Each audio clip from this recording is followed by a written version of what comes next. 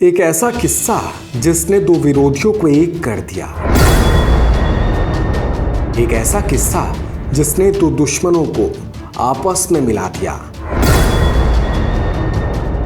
एक ऐसा किस्सा जिसने भारतीय राजनीति का बदरंग चेहरा दिखाया। दोस्तों, हम बात कर रहे हैं एक ऐसे राजनीतिक किस्से की जिसने दो धुर विरोधियों को एक कर दिया, जो कभी एक दूसरे की जान के प्यासे थे, लेकिन राजनीति जो ना कराए वो कम है। दो दुश्मन सिर्फ कुर्सी के मोह के चलते अपने साथ हुए पुराने कारनामों को भूल गए। साल 2019 से पहले इस कांड की वजह से ये दो पार्टियां हमेशा से एक दूसरे को फूटी नहीं सुहाती थी। दोस्तों, आज हम आपको बताएंगे गेस्ट हाउस कांड के बारे में जो 1995 में हुआ। उसमें ऐसा क्या हुआ कि मुलायम और मायावती एक दिन एक दूसरे के दुश्मन बन बैठे। असल में हुआ कुछ ऐसा कि 1995 में यूपी में समाजवादी पार्टी और बहुजन समाज पार्टी के गठबंधन की सरकार चल रही थी।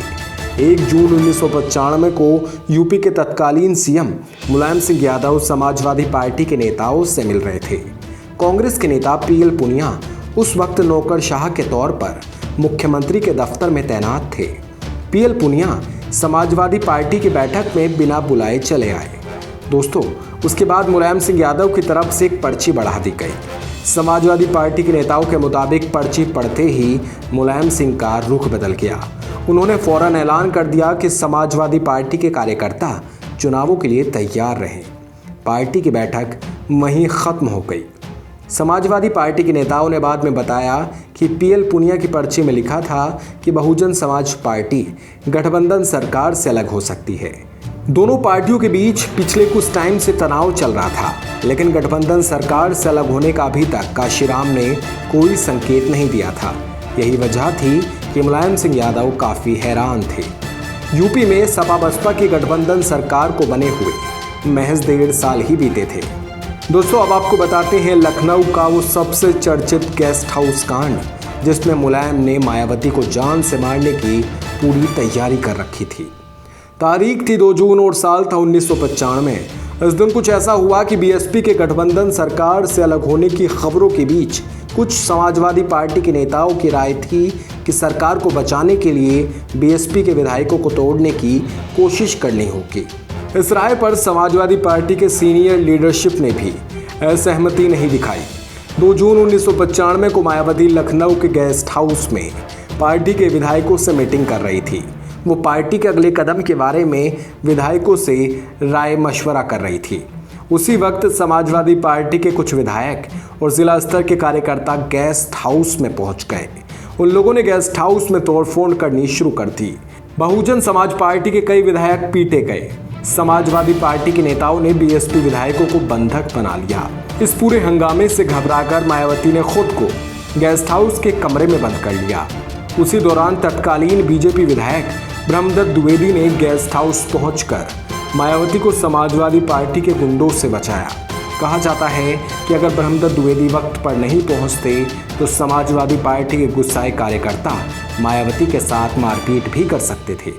उस वक्त ओपी सिंह लखनऊ के एसएसपी थे। उन पर समाजवादी पार्टी के कार्यकर्ताओं को जानबूझकर नहीं रोकने के गंभीर आरोप लगाए गए। समाजवादी पार्टी के नेताओं कार्यकर्ताओं ने बंदूक और लाठी डंडों से लैस होकर गेस्ट हाउस पर धावा बोला। उन्होंने गेस्ट हाउस की बिजली और टेलीफोन लाइन तक काट दी। इसका यही मतलब था कि मायावती को उस दिन जान से मारने की पूरी तैयारी वो लोग कर आए थे।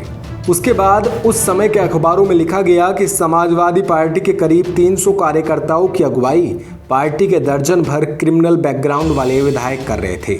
यूपी की राजधानी में सपा के कार्यकर्ताओं ने जमकर उधम मचाया। मायावती किसी तरीके से उनके चंगुल से निकलकर बच गई। अजय बोस ने अपनी किताब बहनची में लिखा है कि मायावती गेस्ट हाउस के कमरा नंबर 1 में बंद थी। बीएसपी के बाकी विधायकों को दूसरे कमरे में बंद किया गया। मायावती के कमरे के बाहर समाजवादी पार्टी के कार्यकर्ता गालियां दे रहे थे। उनकी जाति को लेकर कमेंट किए जा रहे थे। सपा के कार्यकर्ताओं ने बीएसपी के 5 विधायकों को किडनैप करके सरकार के समर्थन पत्र पर जबरदस्ती हस्ताक्षर करवा लिए। दोस्तों, इन सब के बीच मायावती किसी तरह अपनी जान बचाने में कामयाब हुई उसके बाद घटनाक्रम तेजी से बदला और 3 जून 1995 को यूपी कांग्रेस के दबाव में आकर तत्कालीन पीएम वीपी नरसिम्हा राव ने मुलायम सिंह की सरकार को बर्खास्त कर दिया। मुलायम सिंह को अपना बहुमत साबित करने का मौका तक नहीं दिया गया। उसी शाम मायावती ने बीजेपी और जनता दल के बाहरी समर्थन से यूपी के नए सीएम के तौर पर शपथ ले ली। दोस्तों, आपको हमारा ये किस्सा कैसा लगा? प्लीज़ कमेंट सेक्शन में आप हमें ज़रूर बताइए।